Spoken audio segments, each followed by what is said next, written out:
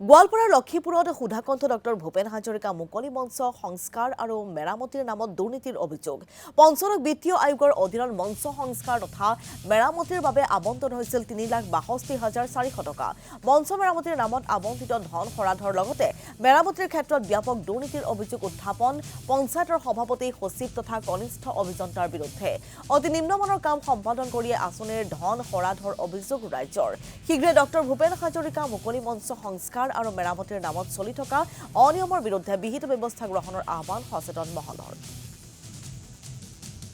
৪-৫ মাহৰ আগতে কাম আৰম্ভ কৰিছে। তো কাম কৰাতে আমাৰ যিটো মেৰামতি বাবদ ৩,৬২,৪০০ এইটো বাজেট আছিলে। এই বাজেটৰ মানে বিনিময়ত যিটো কাম কৰিব লাগিছিলে তো কাম কৰা নাই। কেৱল টিনপাত ২০ৰ পৰা ২৫টালৈকে টিনপাত চেঞ্জ কৰিছে। তাৰপিছত আমাৰ যিটো হেৰি আছে চিলিঙৰ বাবদ কাম কৰিছে, কেৱল এইটো মেৰামতি কৰিছে। তাৰ বাকী বাহিৰে কোনো একো কাম কৰা নাই। মেৰামতি কৰাৰ লগে লগে কি মেৰামতি কৰাৰ পিছতে ২ মাহৰ পিছতে এইটো মানে বতাহত উৰি গৈছে। এইটো কাৰণে ৰাইজৰ এটা অভিযোগ এটা লৈছে যে এই যিটো বাজেট আহিছে, বাজেটৰ বিনিময়ত যিটো কাম হ'ব লাগিছিল এইটো কাম কৰা নাই। এইটো কাৰণে ৰাইজৰ এটা অভিযোগ যে আমি মানে চৰকাৰক তদন্ত কৰিব লাগে। এইটো কাৰণে